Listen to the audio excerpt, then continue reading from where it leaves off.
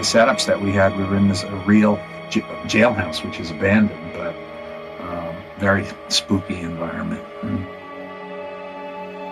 Giving it a real sort of stark quality, almost a noir kind of a quality to it that matches the game.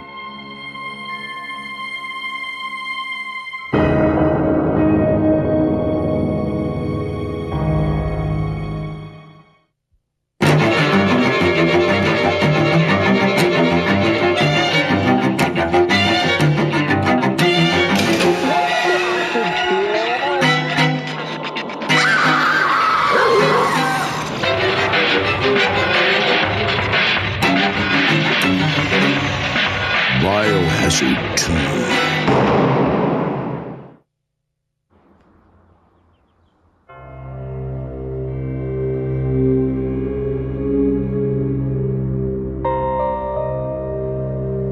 Well, what we were trying to do, this is a commercial for Biohazard 2, but we wanted it to look like a movie, so we basically wanted to produce it very much like a movie instead of like a commercial shoot.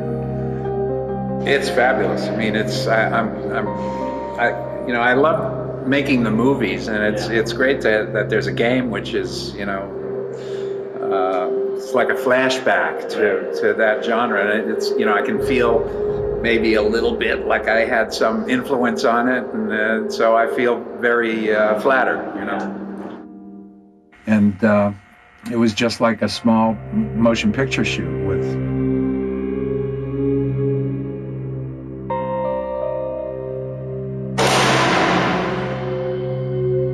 extras playing the zombies and a few people that were experienced playing the zombies, and the actors, Renfro and Adrienne, have experience. It was like working with a regular cast. Oh wow, yes. Some chick player, badass chick player goes and gets to shoot all these zombies and stuff, and she's just this superhero. So, for aesthetic, just for a photographic aesthetic. And so Peter and I just talked about keeping it clean and making it look, like old Hollywood almost. And that's pretty much the way. Behind a character, in front of a character, it sometimes gets tricky lighting-wise because you want to keep it spooky, you want to keep it dark, but there's, particularly with any sort of blood effect or anything like that, you have to have enough light there so the audience knows really what's happening, but keep it spooky at the same time.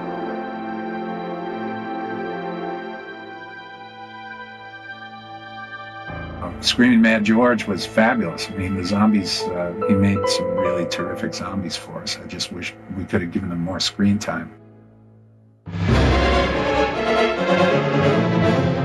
Well, now, zombie is something that is very, in a way, it's so overdone. And I usually tends to do something that is more in the surreal stage.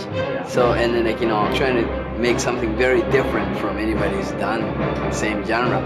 But in the sense of zombie, is it very difficult to try to put something very, surrealistic imagery thing going on, because then it really cuts off from the original, point. Right, so, I just thought, okay, well, we should just make the really good zombies. You know what I mean? Instead of trying to do some different thing because they want a zombie and this is that. You're right. So, I just thought, okay, well, we should just make the really good zombie. When I grew up on horror movies, the horror movies of the 40s and early 50s, zombies were always this sort of lower, blue-collar monster, And they were just vampiric. They were hungry for human flesh or blood or both. And that's really their only motivation. They're not particularly evil. They just behave the way a herd of animals might behave, or a herd of, hyenas, or that's what you have to watch out for. I mean, they're just driven.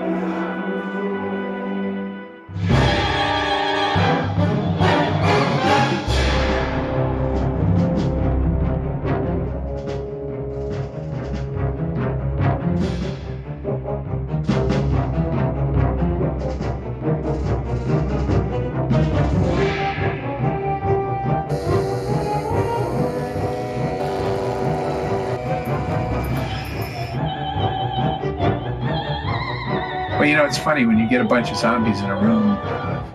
I find all the times that I've worked with zombies, if I make any physical move when I'm talking, then all of a sudden they all do it.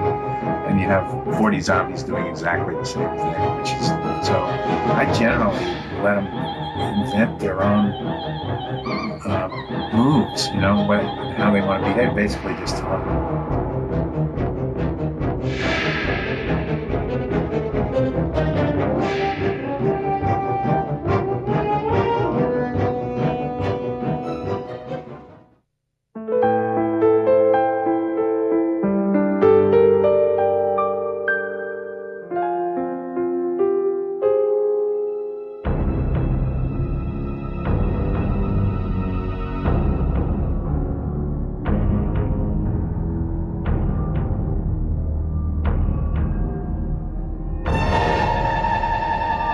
What's that?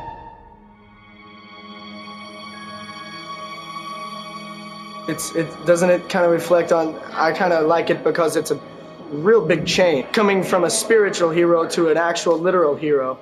It's also very fun material, but it's good because it's a good little switch around. I don't know why, but pretty much left it up to me. I might be able to handle it. I don't know. You also like the naturality of it, you know? I mean, Brad was interested in the character, and even though it's a very short piece, he was interested in, you know, knowing how to handle guns.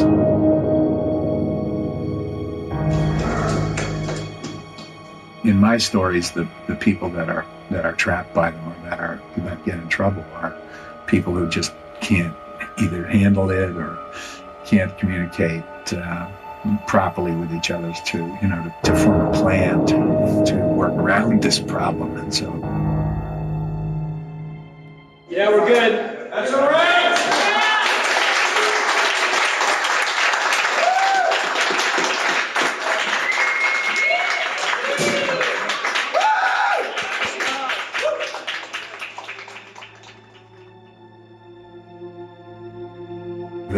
they don't have a lot of power. They move slowly. You can defeat them easily one at a time.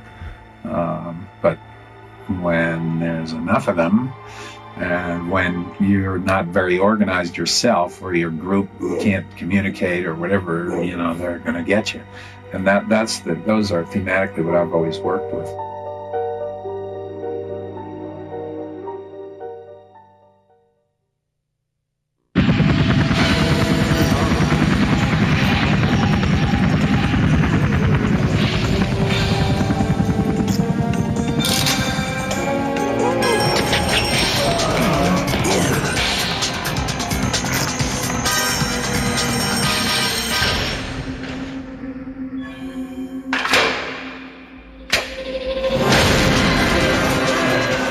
Biohazard 2.